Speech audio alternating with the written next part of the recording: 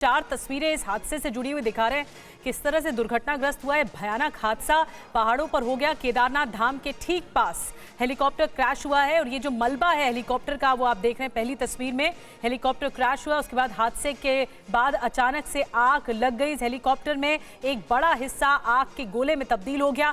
मौसम बहुत ज्यादा खराब था, लगातार कोहरा था और धुंध की गहरी चादर इस दरमियान देखने को मिल रही है, पहाड़ों पर देखने को मिल रही है। और ये एरियल तस्वीर भी चौथी तस्वीर आपको दिखा रहे हैं जिसमें आपको आप देख पा रहे हैं कि मौसम लगातार खराब है। जो हेलीकॉप्टर क्रैश हुआ है, सबसे बड़ा रोड़ा, सबसे बड़ा जो चुनौती है वो मौसम की वजह से ही देखने को मिली। ये बड़ी वजह बताया जा रहा है। और किशोर रावत हमारे साथ देहरादून से जुड़ गए हैं। किशोर, क्या कुछ अपडेट इस वक्त मिल पाया है? 7 लोगों की मौत हो गई है इस हेलीकॉप्टर हादसे में, वहां से क्या और अपडेट मिल रहा है?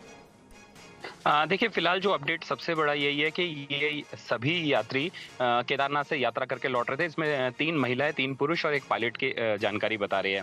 सबसे बड़ी बात यह है कि पूरा मौसम खराब था। वहां पर येलो अलर्ट जारी किया गया था। ये कहा गया था ऊपरी इलाकों में बारिश हो सकती है। अक्सर केदारनाथ के इलाके की अगर मैं जगह चीजें बताऊं, भौगोलिक स्थिति बताऊं, एक तो वो संकरी घाटी है और घाटी में अक्सर वहां पे क्लाउड आ जाते हैं और वहां पर 1 बजे, 2 बजे और 12 बजे के करीब हमेशा क्लाउड आते हैं। ये अक्सर वहां के लोगों को पता है और अक्सर वहां के लोग जब भी यात्रा करते हैं वो इस चीजों का ध्यान रखते हैं। लेकिन फिर तो ये बहुत बड़ी लापरवाही हुई है ना। अगर मौसम खराब था तो हेलीकॉप्टर को उड़ान की इजाजत दी क्यों गई?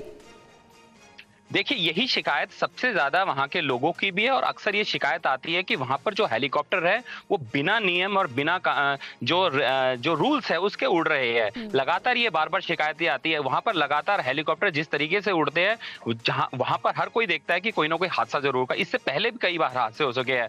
कुंदन बता रहे थे कि MI-17 में 20 जवान हमारे शहीद हो गए थे जब रेस्क्यू ऑपरेशन चल रहा था। उससे बाद भी हेलीकॉप्टर लगातार वहां पर क्रैश हुए हैं, लेकिन फिर भी अनदेखी की जाती है।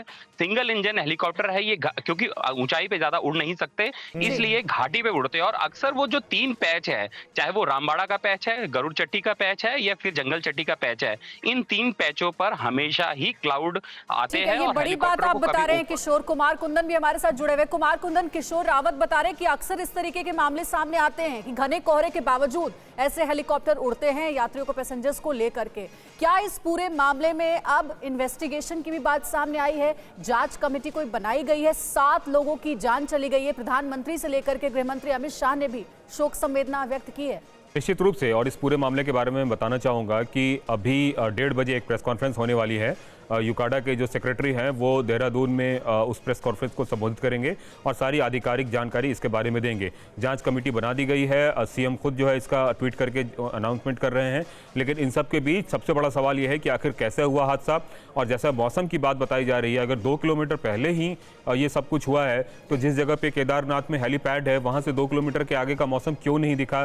किस तरह की अचानक से फॉग आया या फिर अचानक से घना कोहरा आ गया या फिर एक पहाड़ से दूसरे पहाड़ की और आप टर्न ले रहे थे, टर्निंग के समय ऐसे कई तरह से तमाम ऐसी चीज़ें हैं जिसको समझना और समझाना जरूरी है। और कौन कौन से ऐसा पैरामीटर्स है जिसको कि एक तरीके से नज़रअंदाज किया गया। किशोर भी जैसा बता रहे थे कि येलो अलर्ट था। हम भी अपने दर्शकों को बता चुके हैं कि मैक्सिमम 6 डिग्री और मिनिमम 3 डिग्री टेम्परेचर की बात थी। इसके अलावा बादलों के जमावड़े की बात थी। तो ऐसे में ये जो मौसम की वजह से स्थिति वहां पर बनी रहती है, इसीलिए बहुत जरूरी हो चुका है कि 21 अक्टूबर को प्रधानमंत्री के कार्यक्रम से पहले आज के इस हालात और वेदर फोरकास्ट को रिव्यू कर बड़ा फैसला लेना जरूरी है। 3 दिन बाद ही पीएम ने वहां विजिट करना है। निश्चित सुरभि। और मैं आपको बताना चाहूंगा कि प्रधानमंत्री का जिस दिन वहां पे विजिट होता है उस दिन तकरीबन 3 घंटे पहले से पूरा इलाका नो फ्लाई जोन में तब्दील हो जाता है। पिछली बार भी दिवाली पर प्रधानमंत्री वहां पे गए थे। इसके अलावा भी जब केदारनाथ का पुनरुद्धार हो रहा था उसके बाद उस समय भी प्रधानमंत्री गए थे। अक्सर प्रधानमंत्री वहां जाते रहते हैं। अब बड़ा सवाल यह है कि अगर इस तरह के मौसम की मार देखने को मिल रही है, अचानक से मौसम पूरा करवट ले रहा है, तो ऐसे में प्रधानमंत्री की यात्रा और उनकी सिक्योरिटी रिव्यू बहुत लाजमी है।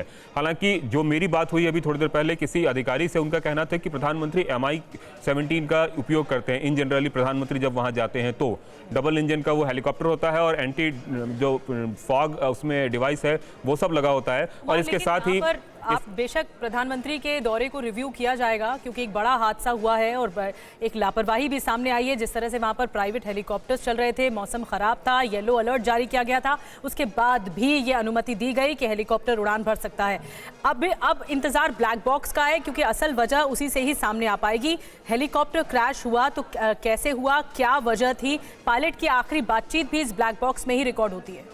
सबसे अच्छी बात यह है कि जिस जगह पे ये क्रैश हुआ है वहां पे रेस्क्यू टीम पहुंच चुकी है, मतलब कि वहां पे लोग पहुंच चुके हैं। तो लोग पहुंचने का मतलब ये है कि एटलीस्ट जितनी भी चीज़ें हैं, अमूमन देखा जाता है कि इन इलाकों में अगर कहीं क्रैश होता है तो सबसे मुश्किल होता है उस जगह पे पहुंचना, क्योंकि आधा से ज़्यादा इलाका जंगलों से भरा पड़ा हुआ है। जिस जगह पे ये क्रैश हुआ है ये जगह पहले पुराना रास्ता हुआ करता था केदारनाथ पहुँचने का। मतलब मैं आपदा से पहले की बात कर रहा हूँ, 2014 में जो आपदा आई थी 13 में, उस आपदा से पहले इसी रास्ते से लोग जो है केदारनाथ जाते थे और तकरीबन तब की 14 किलोमीटर का ये रास्ता हुआ करता था। आज की तारीख में 21 किलोमीटर का ये रास्ता हो चुका है। तो उस रास्ते तक, उस जगह तक, उस साइड तक लोग पहुंच चुके हैं और वहां से रेस्क्यू टीम जो है वो अब अपना काम कर रही है। चीजों पहाड़ी रास्ता है, दुर्गम क्षेत्र है और ऐसे में केदारनाथ धाम, जैसा कि आप कह रहे हैं कि मौसम बहुत अचानक से करवट लेता है और यही एक हादसे की बड़ी वजह बनी। शुक्रिया आपका कुमार कुंदन, और साथ में हमारे साथ देहरादून से भी जुड़े हुए थे किशोर रावत, आपका भी धन्यवाद।